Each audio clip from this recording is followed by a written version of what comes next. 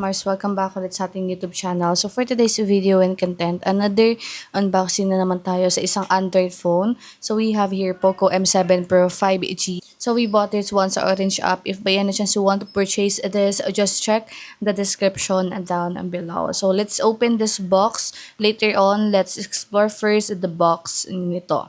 So we have here the yellow box of this Poco. So we have here Poco M7 Pro 5G. It's with your favorite Google app. Google is a trademark of Google LLC. And this one is a 8 gig of RAM with 256 gigabytes of ROM. So ito yung ating specification or gig of RAM. So this is powered by Xiaomi HyperOS. Okay, so yun lang naman yung box natin. Let's open the cell phone already. Open the box. So we have here some accessories. So Poco, of course, nandito din yung ating pin ejector or pin ejector tool, sorry. We also have here silicone case. Ayan, sa silicone case natin, meron tayo ditong manual and some user guide. Ayan ang ating manual and then meron din tayong silicone case dito. So, Poco, designed by Poco. And then, let's try to check the accessories. So, we have here a 45 watts adapter designed by Xiaomi. Okay.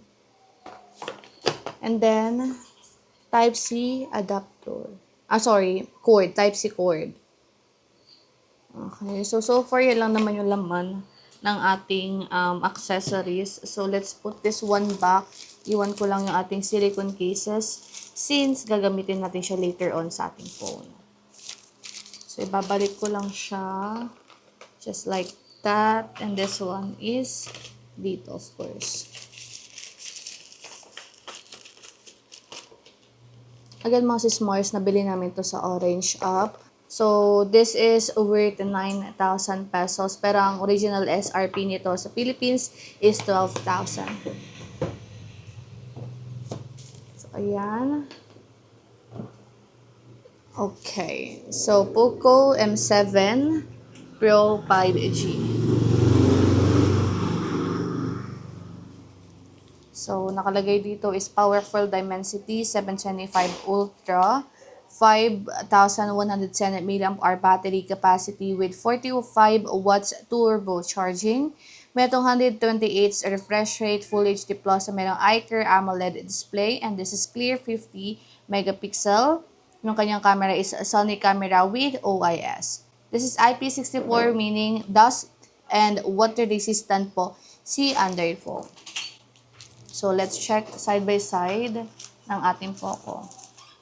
So, sa right side, we have here the power button and then the volume button up and down. Sa upper corner or sa upper part, we have here the speaker grills, microphone, the charging port, and the SIM tray. Sa left corner, this is a plain design, aesthetic plain design. And then sa upper corner, we have here the microphone, the sensor, the speaker, and also the earphone jack. So, we also have here a punch hole camera display, as you can see, and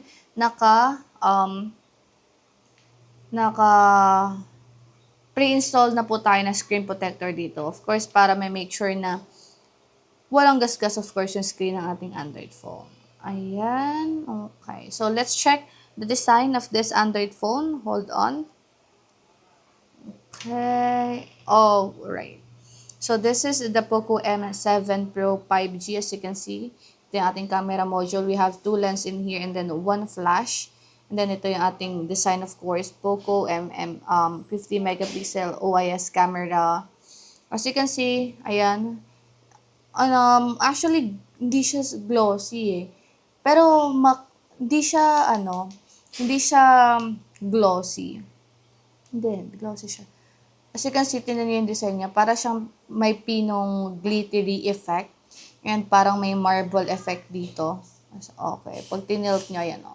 Parang may marble effect yung ating phone. Okay. Let's open the phone. So, Poco, powered by Android.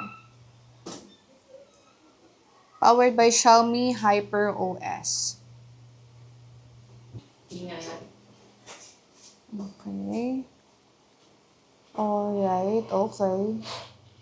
Okay.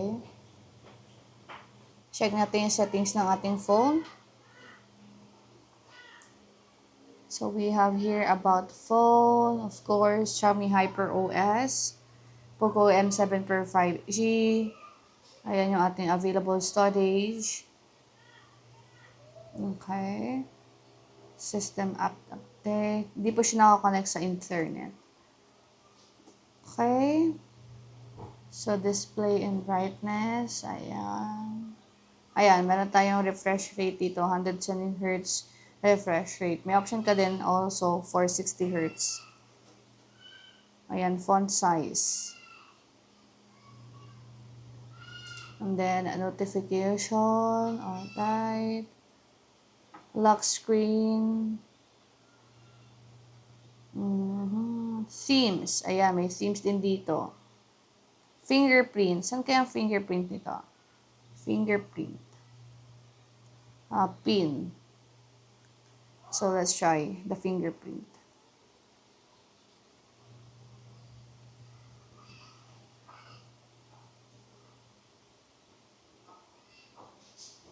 Oh, naka-in-display siya. Alright, naka-in-display pala siya, fingerprint scanner. Okay. So, i-check natin yan sa full review natin. This is just a quick unboxing. So, let's try the camera. Okay.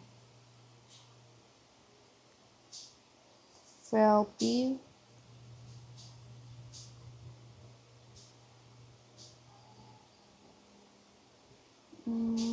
So, yun yung mga feature ng camera niya. So, stay tuned lang mga sismars kasi meron tayong another video about sa camera na uso sa full review natin dito sa Android phone. So far, yun lang yung ating unboxing with this Poco. Okay.